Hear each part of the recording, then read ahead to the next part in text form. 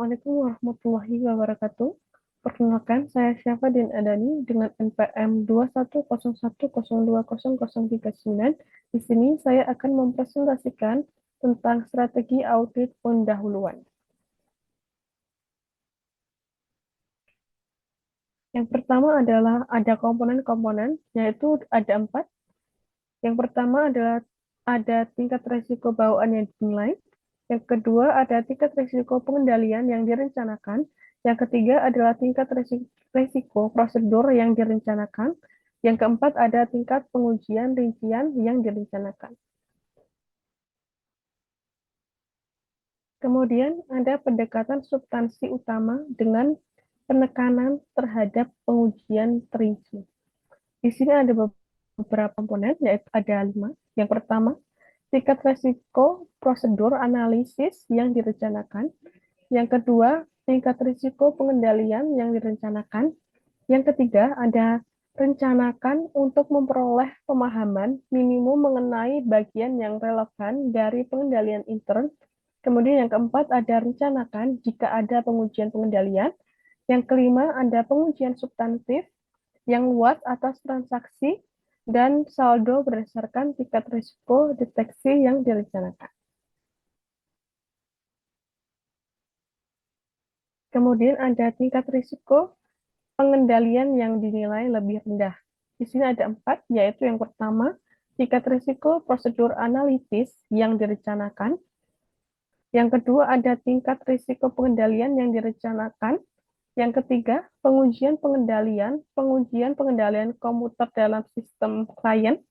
Yang keempat, ada pengujian substantif atas transaksi atau saldo yang terbatas berdasarkan tingkat risiko deteksi yang direncanakan.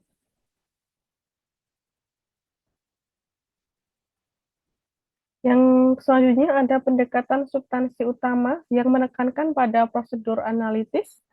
Ada 5. Yang pertama ada memperoleh pengetahuan yang luas mengenai proses bisnis klien yang relevan.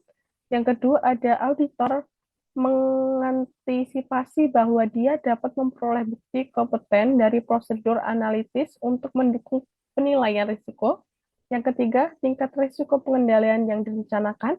Yang keempat, ada memperoleh pemahaman minimum mengenai bagian relevan pengendalian intern.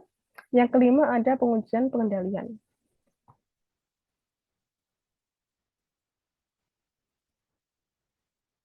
Selanjutnya ada penekanan pada risiko bawaan dan prosedur analitis.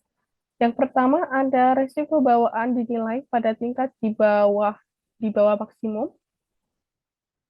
Kemudian yang kedua ada tingkat risiko prosedur analitis yang direncanakan.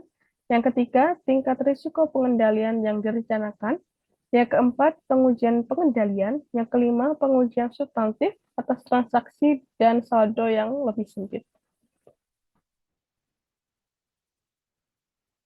Kemudian ada hubungan antara strategi dan siklus transaksi.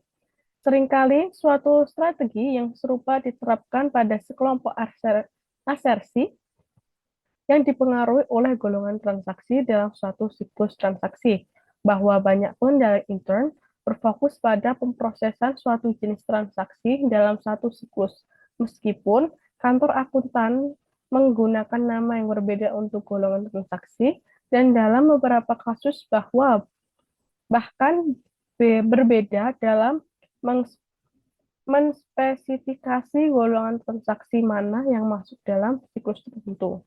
Di sini ada tabel tentang siklus dan golongan transaksi. Yang pertama ada siklus pendapatan. Golongan transaksinya berupa penjualan, penerimaan kas, dan penyesuaian penjualan. Kemudian ada siklus pengeluaran. Di sini ada golongan transaksi pembelian dan pengeluaran kas. Kemudian ada siklus jasa personel, yaitu golongan transaksinya penggajian. Yang selanjutnya ada siklus produksi, golongan transaksinya memproses persediaan. Kemudian ada investasi, golongan transaksinya yaitu investasi jangka panjang. Dan yang terakhir ada siklus pembiayaan, golongan transaksinya adalah pembiayaan dari hutang lancar dan hutang jangka panjang. Mungkin itu saja yang bisa saya sampaikan. Jika ada tutur kata saya yang salah, mohon dimaafkan. Wassalamualaikum warahmatullahi wabarakatuh.